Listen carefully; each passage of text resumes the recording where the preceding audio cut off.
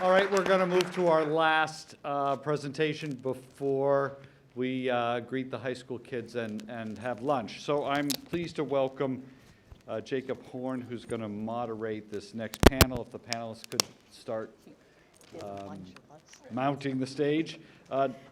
Jacob is from Summit 7 Systems, one of our sponsors, so thank you very much, Summit 7.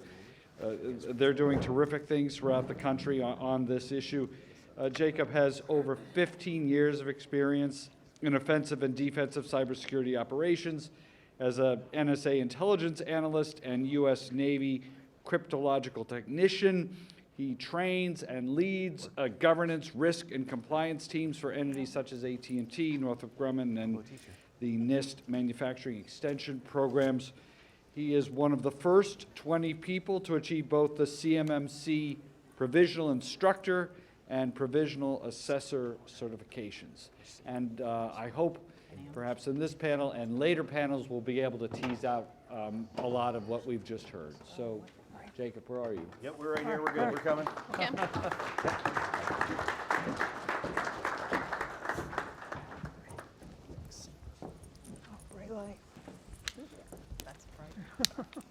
Okay. Perfect. Hi, everyone. So I know that we rescheduled and shifted some of the talks around, and I think that sequence is going to prove to be maybe a little spicy, because anytime you have statements directly from the DoD, and then we have a panel of folks both representing small business and prime contractors, all occurring in close succession, I'm not sure that that's actually happened at an event just yet. So very excited for this panel, primarily because of the diversity of perspective, and now in contrast to what we just heard from DoD, some of which was somewhat new. So on the panel, you know, this is a panel. It's not about me. So we have a tremendous amount of experience as well as a diversity of perspective. So we have Joanne Shabbat from she's the director of supply chain compliance training and oversight at General Dynamics C4 Systems. Next to her, MJ Thomas, director of security at General Dynamics Bath Iron Works. Then we have the one and only Allison Giddens, president of Wintech, a precision aerospace manufacturer down in Georgia.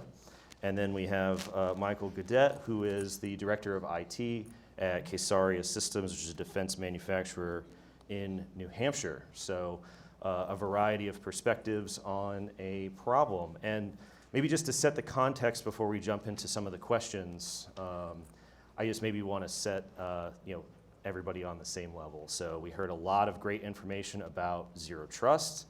We heard a lot of great information about the DoD's attempts via the CMMC program to assess 800-171. And I don't think anybody on the panel needs to be reminded, but in case anyone in the audience hasn't noticed, it's not going well. It's not working. And so we have at least a problem or a series of problems that is preventing things from moving forward. And like Stacy just said, if May of 2023 is the actual date, that's like a year from now before a possible interim rule, which is not very far. We all remember what happened after the last interim rule. So just a little bit of information to make sure that everybody sort of understands the dire situation that we're dealing with. The GAO report that came out right after CMMC 1.0 shifted to CMMC 2.0 has a statistic in it that says 75% of all the small businesses that are being assessed by DIBCAC would miserably fail their assessments under CMMC if they were assessed today. 3/4 of them would not make it instantly. When you chat with folks from DIBCAC about the SPRS scores that people generate in their own self-assessments against the requirements in 800-171, 75% of them judge themselves at a perfect 110. Right? So we have a serious problem on our hands, which probably has more than one root cause possibly. And so through the conversation between the panelists and then hopefully through some of the questions from the audience, we can at least maybe close in on what some of those actual problems are. We're not shooting for everyone to nod in agreement that CMMC is coming or that 171 are the requirements. We're going to try and maybe uncover what some of those issues are. So from each of the panelists, maybe we'll just go one by one, with maybe a minute answer or so. So the first question that I have for everybody is, would you say that among the variety of risks that you have to deal with in your particular part of the world that we are talking about, would you say that cybersecurity is the number one risk that you're concerned with? So maybe Joanne, we'll start with you, and then we'll just go through everyone. Yes, definitely. And I think when we spoke last week, Jacob, I mentioned to you that cybersecurity is not only for myself the number one risk, but I've literally heard our CEO of all of General Dynamics say it's the one thing that keeps her up at night. So I think it definitely is the number one risk. I think everybody's probably heard this before, right? Where it's the number one risk, especially from that perspective. MJ, would you agree, or? You know, it's a vector. You know, I see multiple vectors of things that need to be addressed, and though I do believe it is a priority, you know, just for the record, you know, 18 months ago I was an FBI agent who ran the counterproliferation program for the FBI, and there's just I really appreciated the briefing from Patrick and Chris earlier that you know, security really needs to be elevated, and so there are multiple vectors that all need addressing, and cyber is one of them. Okay, definitely. What about you, Allison? Depends what day you ask. Okay. Today, sure, yeah, it's number one. I mean, you know, it's small business. It's right now. All morning I dealt with a dunnage shortage. I can't get parts out right now to the Air Force because of a dunnage problem. So that's my number one priority is supply chains on any other given day. Mm-hmm. So cyber is way high up there. I like the idea of being vector. I think that's important. I know that their argument is that you can't prioritize multiple things, but I mean, I think in small business world we have to. What about you, Michael? Well, from a cyber standpoint, no. From a human firewall, yes.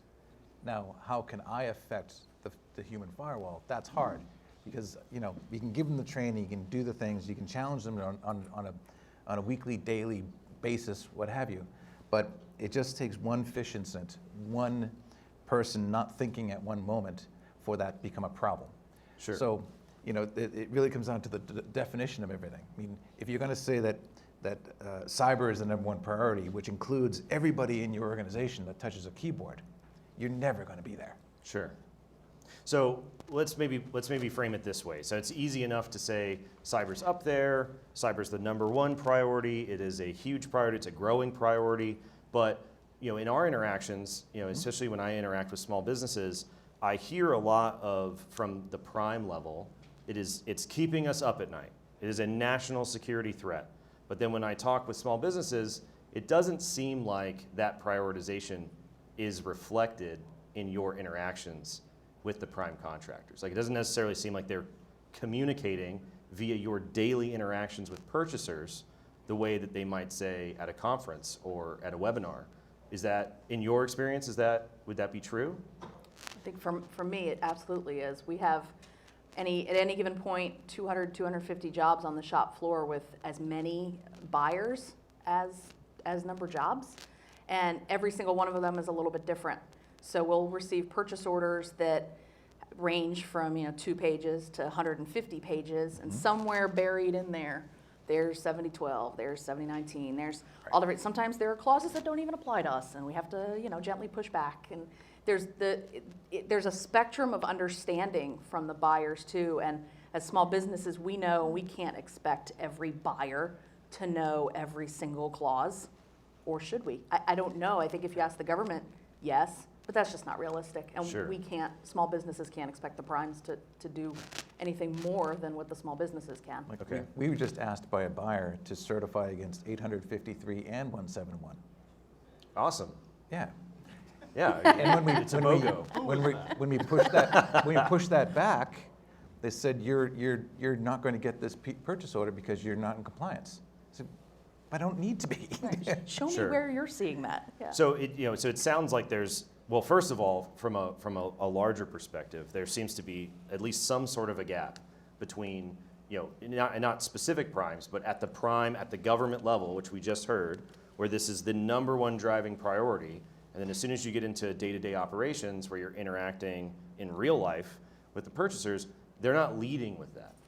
And it seems like every time that we've spoken, that they'll say, this is now suddenly a priority, and then as soon as the foot comes off the gas or there's a gaffe on a DoD webinar, it's right back to, it's back to time, it's back to schedule, it's back to cost, which seems to be sort of the driving factor. And I know that we were speaking about the pushing the culture of security at the prime level down through the purchasers is part of the problem, sort of centered around getting the purchasers on the same page, because we're sort of agreeing on both sides that security is a problem, but it seems like the common thread is that the day-to-day interactions via the purchasers is where things break down. Is that a true I think characterization? my question too to our primes would be, when I'm talking to a buyer and they do bring up cybersecurity, or they do bring up security as a priority, they're getting beaten in 4 different other ways too, like hurry up and get bids on this and get,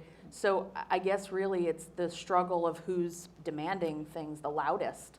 So what types of polls are the levels above us seeing that maybe the small business is not privy to? So, we've tried to do a lot of education, to your initial comments. Education with our buying staff. I actually have training next week to over 200 buyers where we're rolling out, training. It's an annual requirement for them to go through. We present, 70-12 clause, 19, 20, and then kind of forward-looking to have a discussion around CMMC, 2.0, and that's included in our training. So try to educate them. And I know this might be a sore topic, but we require our suppliers to complete a certification around 70-12.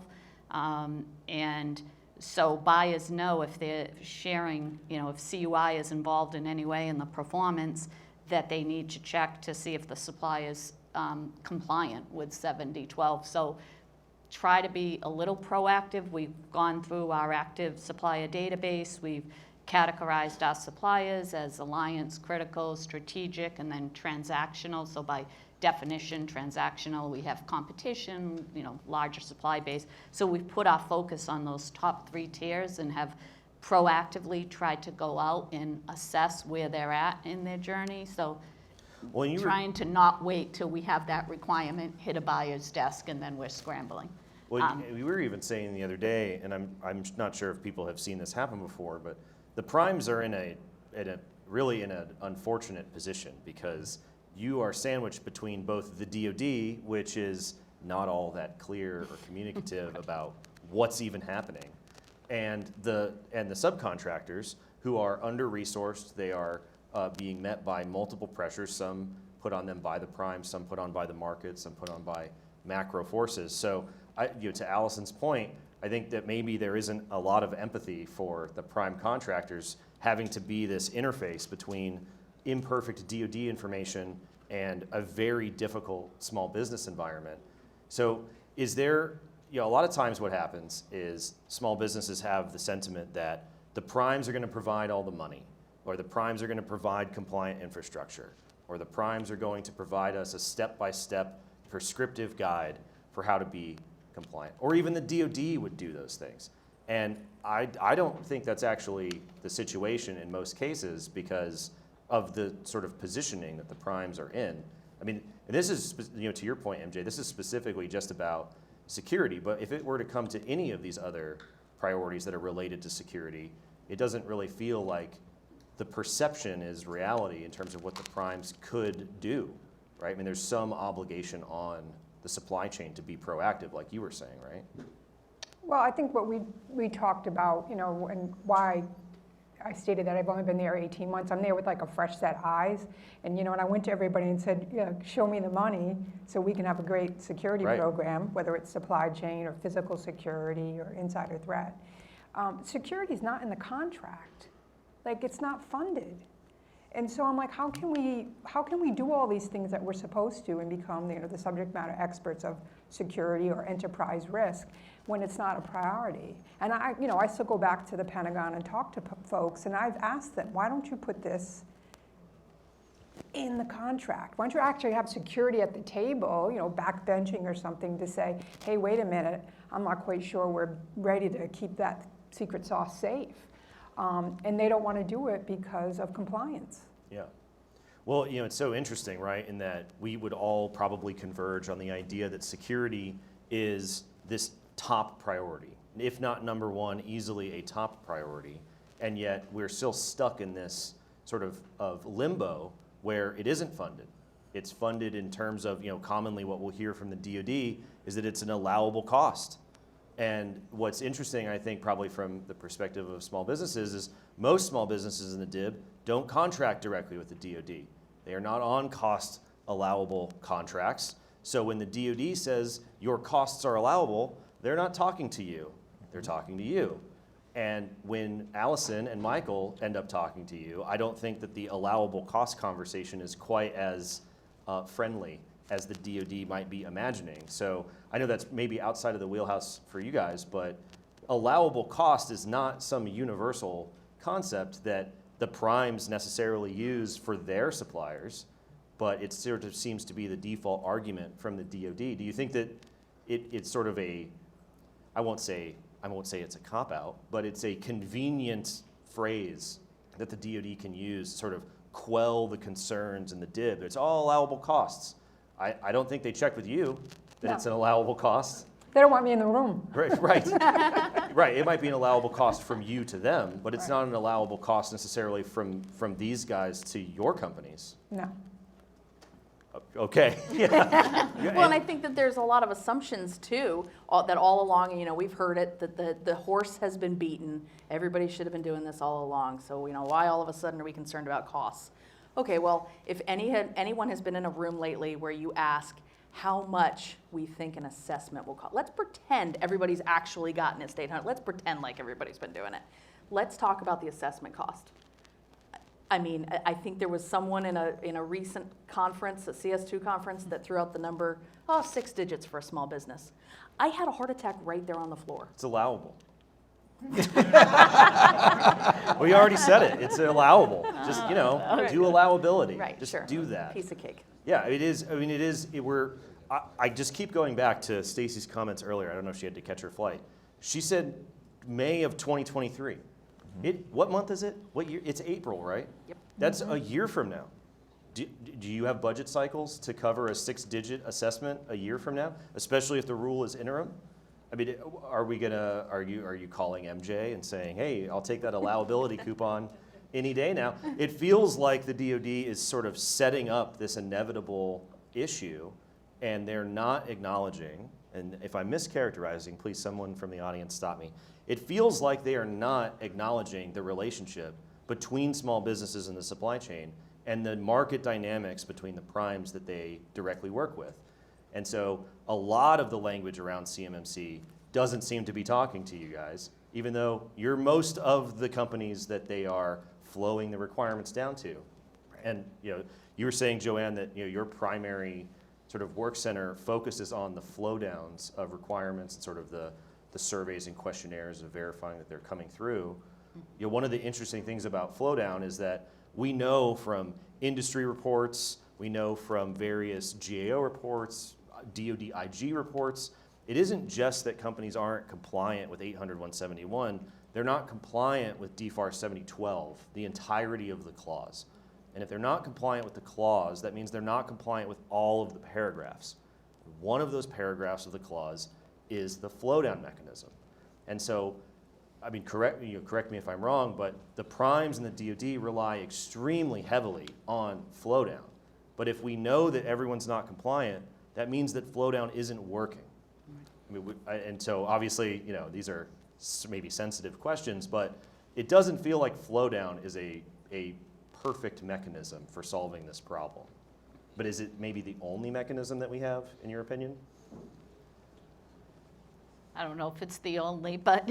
Maybe the most realistic one? It's probably the most realistic. I mean, this is one of many, many clauses, right? I mean, Of course. yes, we're discussing cybersecurity here, but it's the way we've handled many of the requirements that need to go to our suppliers and, subs, right? It's the flow down mechanism. That's the way primes handle it. Which is not unique to DFARS. Right, to that's what I'm saying. It's 7012 not or unique anything. to cyber. Right, of course. But it strikes me as odd if if we know that flow down isn't working because of the way that 7012 is not being complied with, when we came out with 7019 and 7020 and 7021 and we split them into interim rules and upcoming rules, they also rely on flow down. And this is something I'd like some more perspective on from you guys as small businesses. Allison, when you produce a part, you have to then send that part further into the supply chain for a special process, a treatment, a coating, annealing, all sorts of things. But if my understanding of the quality system is correct, there is a strict number of companies that you can actually interface. Is that true? Yes. So, for example, something Stacy said earlier kind of got me, and I'm sure you recognized it too, when she talked about how it depends on the whiz-bang stuff you make, and then narrowing that down. If it's only the bolt that you need, then you might not be that L3 or even that higher level of L2. Well, in my world, you still might, because the bolt, the buyer from the prime might have sent me the whole assembly package. Right. So now I've got CUI. And now that bolt is on page 4 of 37. And oh, by the way, the masking requirements for the anodize is on page 1.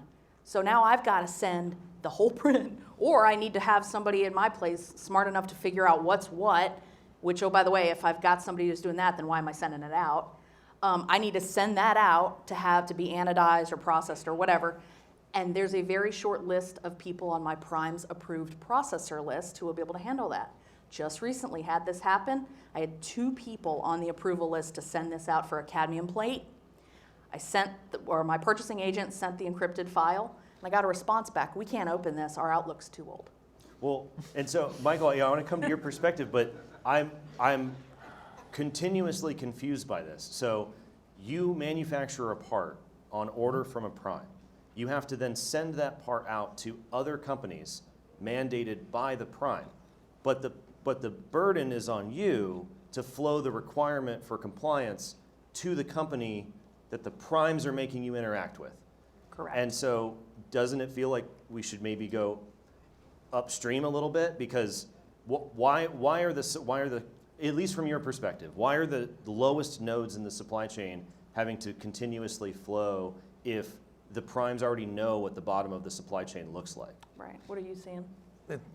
We're usually the end thing. I mean, we make cable assemblies. Right. So, there's really no one after the fact to flow it down to.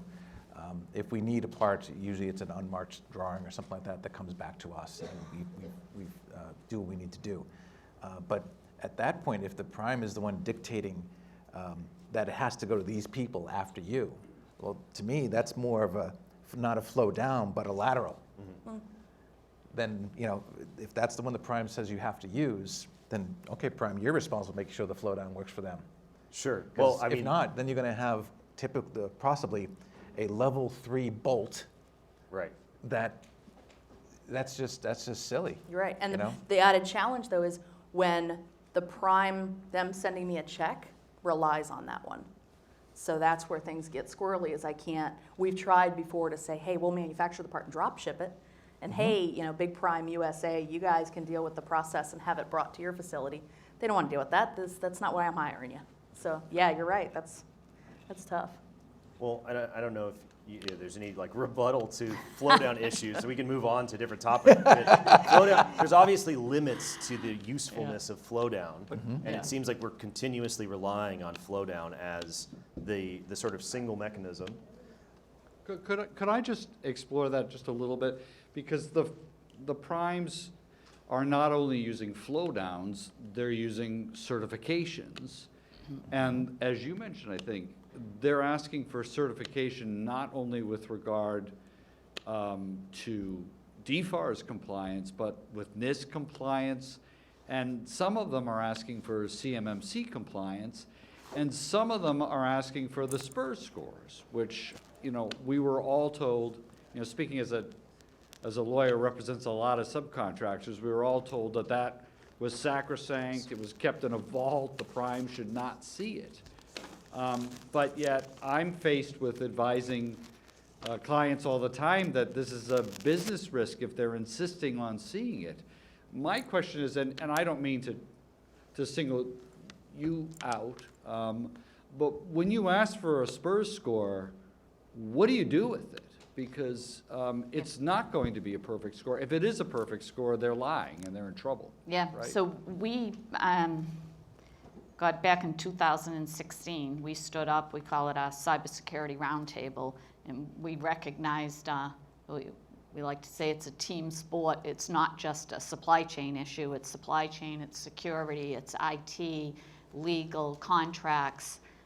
We have a representative from each of those functions. We've met once a month since 2016, and we talk nothing but cyber and whatever's coming up. So to your question, what do we do with those scores? One of the things we do is, if a supplier says, they're compliant, for example, with 7012, but they haven't implemented all of the controls, because you can still be compliant if you have a POEM and whatever. We will ask if they will share their score, and if they do, we look for a benchmark, gone through kind of an analysis, looking at some of the critical controls and where would they need to be, where we would be comfortable sharing the CUI. And again, we do kind of a risk assessment. We look at what type of CUI is it, so almost like what they're kind of proposing for CMMC, is it critical CUI or the priority, I think she called it, or, what type of CUI are we sharing and how critical do we feel the risk is? And if their score is under 90 is the benchmark we kind of use, then we will ask if they will share their POEM with us so we can evaluate which controls they haven't yet implemented. And that assessment is done. We pull in folks from our IT department, because in supply chain, I have no idea. I could look at a POEM and say, yeah, that control looks good to me. I'm not the technical expert. So we pull in folks from IT that are on that roundtable to do that assessment and look at the supplies. And often it's helpful because we're providing some indirect guidance. We're never going to tell a supplier how to do something or how to implement, but our IT department might provide some guidance or say, hey, this control, your POEM says it's going to take you 2 years, why is it taking so long? Have you thought of doing X or whatever it might be? So at least try to point them in the right direction, point them to, our external site has all the various links to Project Spectrum or all the other DoD sites. So we try to, feed the information to small businesses, particularly, I'm talking small because usually they're the ones that have the questions. But we do an assessment looking at those scores. So we do use it to assess risk. So I have a question, I guess, for the audience. Has everyone in here looked at Project Spectrum? Has anybody in here actually taken a look at it? So I would recommend that you do. Yeah. Because the DoD will routinely, and has routinely over the last few years, continuously pointed to Project Spectrum as the resource. So for maybe anybody in here who has looked at Project Spectrum, brave enough to give the answer, or small businesses that have maybe looked at Project Spectrum, when you look at Project Spectrum, would you say that it is sufficient to take you from your current state to passing an assessment against 800-171 requirements? Hard no. Right, and this is not to beat up on the fact that they're recommending it, and I'll get to you in just a Yeah. second. It's not to, big thumbs down, No. big angry thumbs down. And this is not to beat up on the primes, because No, you're it's working. one resource of many. We recognize Yeah, you're working it's with the not- resources yeah. that the DoD provides, and this gets back to the SPRS scoring. Where'd the lawyer go? This gets back to the SPRS scoring. Here's a riddle for everyone, right? Your SPRS score goes up to 110. There's this goofy scoring system of 5 points, 3 points, 1 point, right? If your company has 105 and my company has 105, which one's missing MFA? Right? You have no idea. You have no idea. The scoring tells you nothing, and it makes the primes get into a position where they basically have to beg these companies to provide more information, which they might not have. They don't necessarily have to share it, and we go around and around and around, and instead of looking maybe back to the fact that the scoring system is broken, or the resources that DoD has been waving the flag about don't work. I mean, what about Thumbs Down Guy? I want to hear from Thumbs Down Guy about Project Spectrum. Now, you were very adamant. It was very demonstrative. It was wonderful. So Project, is it on? Is it working? There we go. Project Spectrum, I probably wouldn't utilize that for onboarding as a general tool to educate your average employee. It has very little that is useful from an implementation standpoint that Sure. I have found. Well, it's funny that you say that, right? So the one thing in defense of Project Spectrum is that the scoring system for SPRS is actually accurate. So if you're going to calculate your SPRS score, anybody taking notes, use their assessment tool. Right. However, you said that it's not very specific from an implementation perspective. And earlier you said, we don't necessarily want to give anybody specific advice for implementation. And you guys almost fell out of your chairs because typically what small businesses say is the thing that they need the most is specific implementation advice. I mean, is that maybe, would you agree? Yeah, absolutely. I would agree with that. Yeah. A Right. reference architecture, not saying you have to do it this way, but here is a solution, or here is a selection of solutions to solve these problems. There's more than one lawyer in the room, right? Right. But- so I've So heard this that- before where the lawyers are like, we're not doing that. We're not going to tell you what good looks like because of lawyer reasons.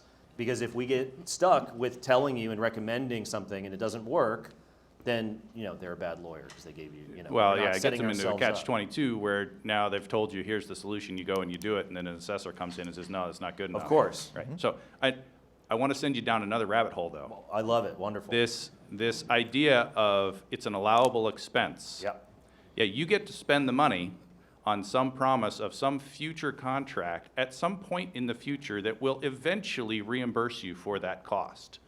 When that cost is potentially a significant portion of your overall spend as a small business, right? Think about the overall percentage.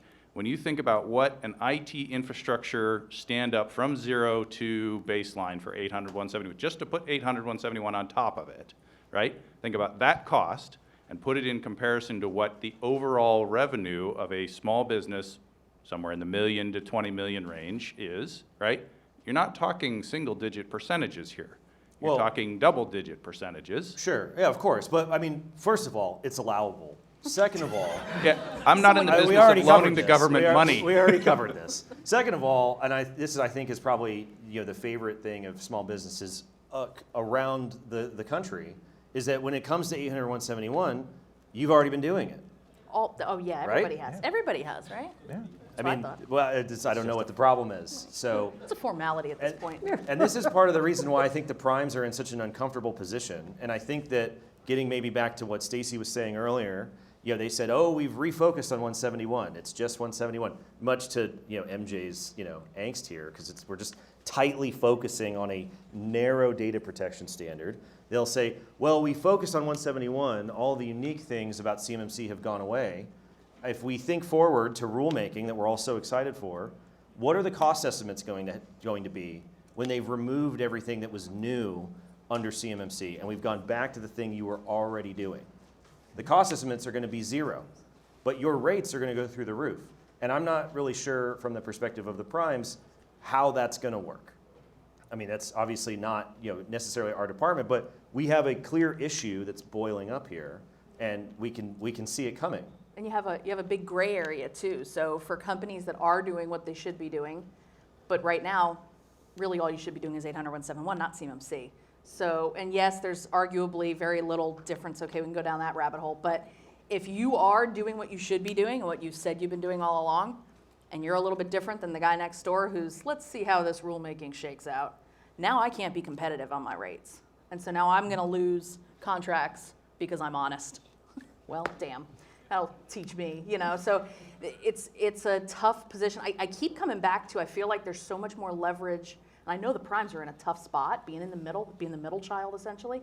But I feel like they are in so much better of a leverage position with DoD, because every time I hear DoD speak, I'm like, yeah, primes have been doing that for years, or so-and-so's already been doing that for years, because although it's government property, the dollars fall on the prime. It's the incentive is with a prime. So why wouldn't we start leaning more on what primes, and I'll probably regret saying this, why wouldn't we as small businesses, What could possibly what could go wrong by relying more on what the primes are pushing to happen? That makes a little more sense in just because there's been so many out of touch on the government angle. Sure. Well, I don't want to interrupt you. We went from panel to family meeting, but you've had your hand up. I want to make sure that we'll come back for sure. I have a question about, folks have been self-assessing for years, And you opened up saying that 75% of small businesses would fail miserably, but 75% say, oh, we're, perfect score, 110. And I think, Joanne, you mentioned you'd question a score below 90.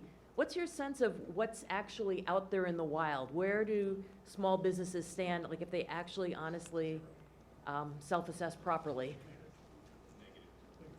I hear negative. Where it's an auction now, negative. Does anybody say positive? Any positives? Sold, the negative scores. So, The question is, who is doing that assessment? Right. within their company? Right. Well, and this is, this is something that we've seen as well in that interacting, and this is another issue where I'm going to lay it on to the DoD because it's easy and it's also true. Just the ability to understand the requirements, and Michael, this is something that we've talked about. Yep. The ability to understand the requirements and what they're asking for is almost by design difficult because they've taken details out in order to minimize the burden on understanding what's going on. And I mean, the first thing that you said whenever we met was, just tell me what you want me to do. Right. I mean, and you're an IT director. I mean, Right. theoretically, you should be the Is- most predisposed, and you're still like, this is not written for me. Right. In my eyes, I could say this checks the box. Is the box exactly how it was designed to be? I don't know. But by my requirement of what I'm reading here, yes, what I put in here checks the box, we're good.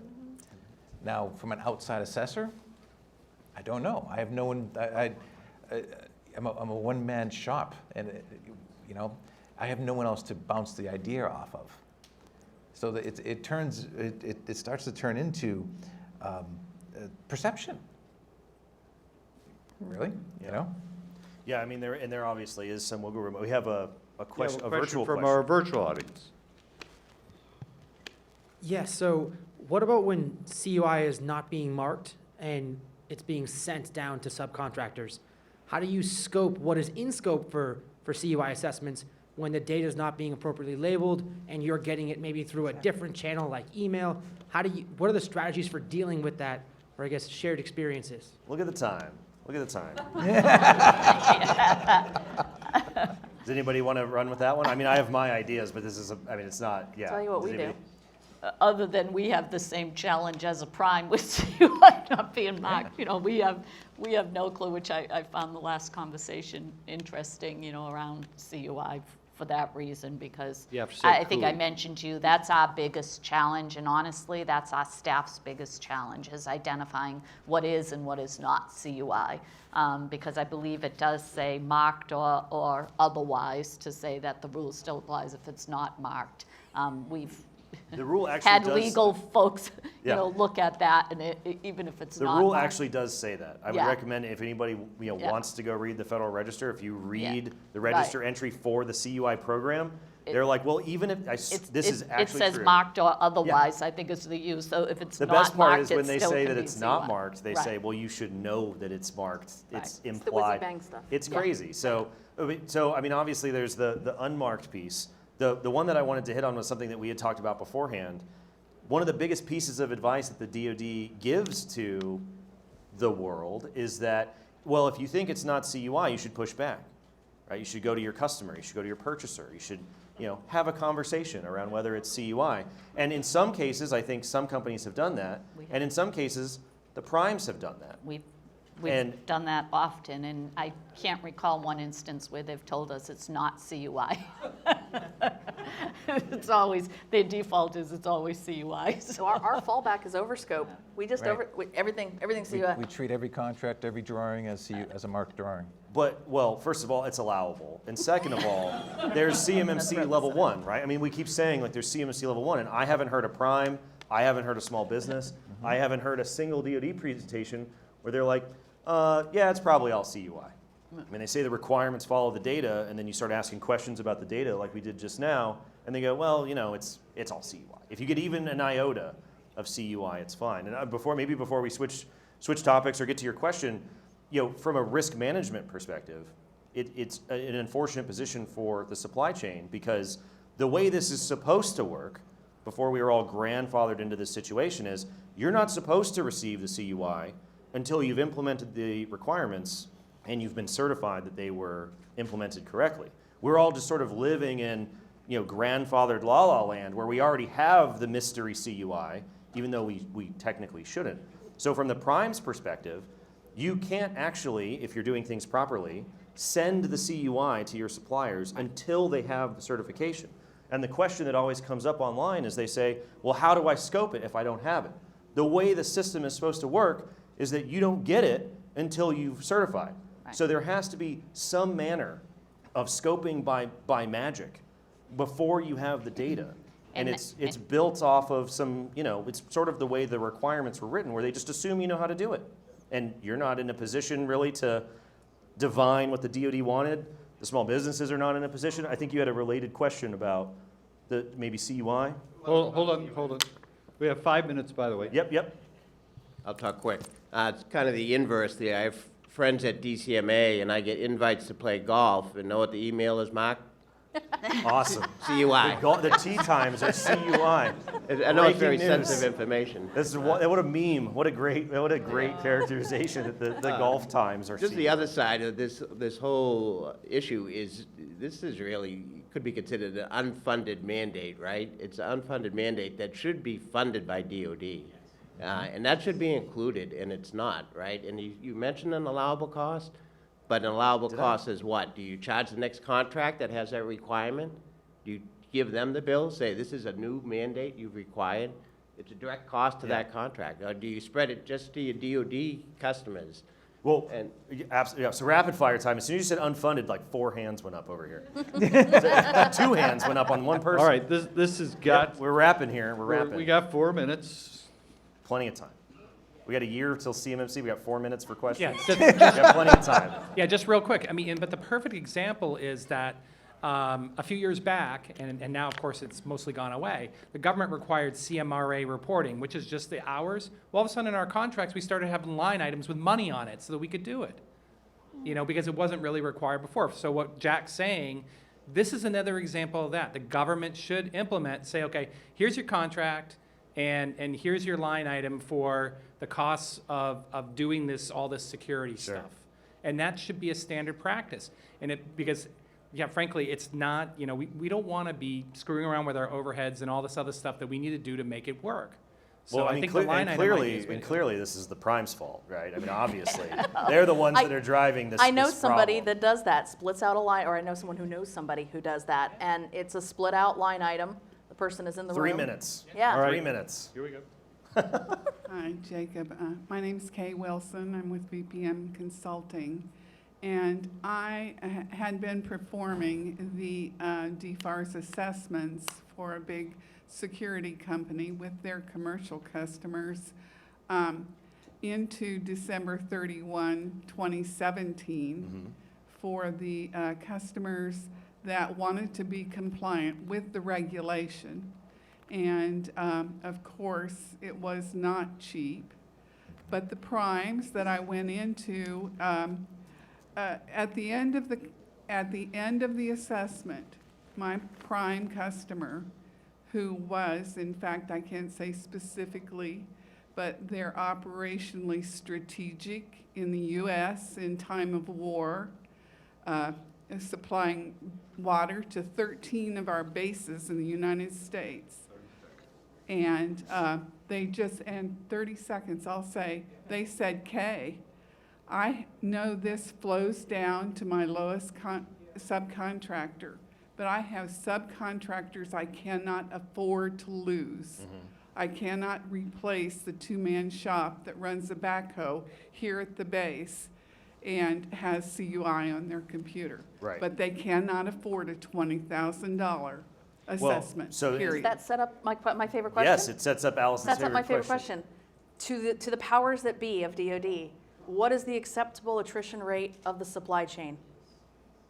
And this is a great question, because if the answer is 0, we can't lose any companies ever, then we should all just go home, right? If the answer is a non-zero number. We still have lunch and the Yeah. cocktail hour. Okay, we'll If go to lunch. Yeah, if the answer is a non-zero number, then we have a serious problem. So this is good, because the conversation's bleeding over into lunch. I think one of the main takeaways here so far is that everyone says CUI minimization from the prime is the primary way to reduce costs and burden, and that's clearly not a viable strategy. So we're going to have to come up with something else.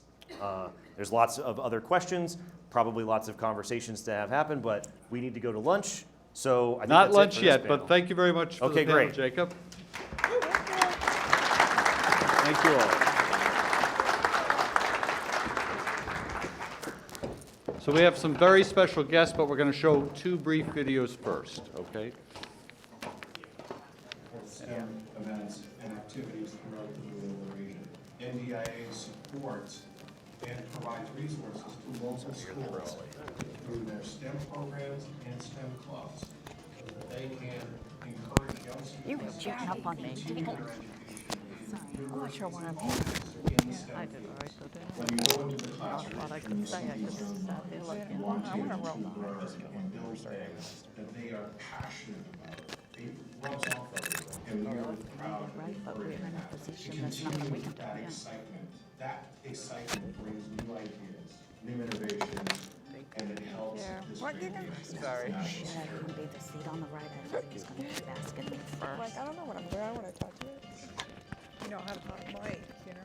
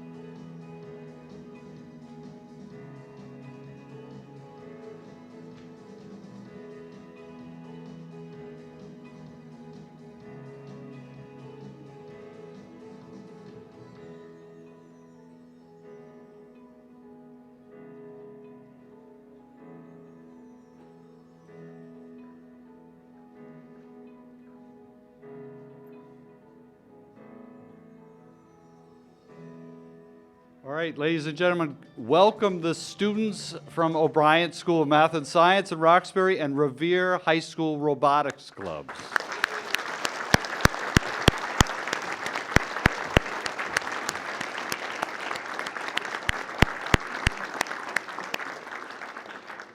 As the John O'Brien High School team comes up, I'd like to announce all the names. The teachers are Howie Harder and Paul Mueller. The students we'll see is Cheyenne Mountain, Sheldon Brown, Rafi Udan, Jason Lang, Ami Mayra, Joseph Lee, Jacob Wiggins, Jared Perkins, Zachary Ulrich, Tri Allen Robinson, Chantel Brown, and Giovanni Senet.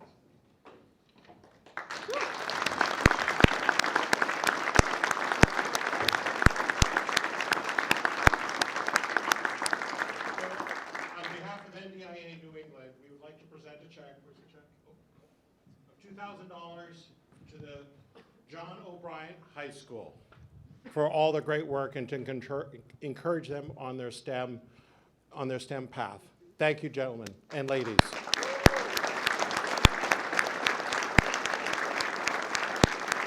one, Okay, only we one got another girl. school. It's one girl. Oh, I encourage everyone after this, during lunch, they have their robots here. Both teams, both high schools are in the exhibit area. So please introduce yourself, ask them about their work. They're so enthusiastic. It's a great opportunity. now like to bring up Revere High School. And the teacher is Josh Miranda. Students are Nicholas Jerosev, Wilma Rodriguez Mahea, Camila, they're coming in, Crutes La Parra, Isaac Harrington, Ricky Tran, Michael Tabares, Bashir Saroud, and Hava Kantrovitz.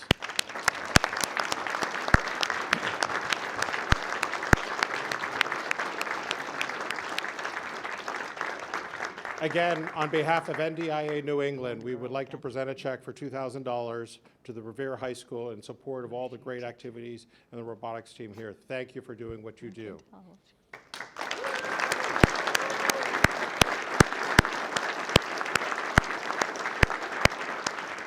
Again, I encourage all the attendees during lunch and after lunch and in breaks to go and engage these great students in what they do. We have to encourage them to stay engaged in the STEM field. So thank you. Hold on, Joe. You're right, but like, what are we supposed to do? We're not going to tell small businesses how to implement something, and then it goes awry. and Go ahead. it's like- Roman, Dan, I think everyone here just wants to thank you and the board and the chapter for an unbelievable event today. I think we owe the board and our chapter our thanks. Tremendous program, tremendous. But more importantly, the connections you've helped to make with these schools, these teachers, Howie and Josh that are here. Here's the challenge. These young men and women need to meet you. They want to meet you. They don't really understand this as much, the whole networking thing. The last couple of years has been a little weird. We need to talk to them and go see them. They're looking for internships, looking for opportunities. Young men and women, here's your chance. Here are all these experts and professionals. They want to get to know you, and they want to find out more things that you could do for them. So congratulations, Roman and Dan. Thanks. Totally forgot it was on there.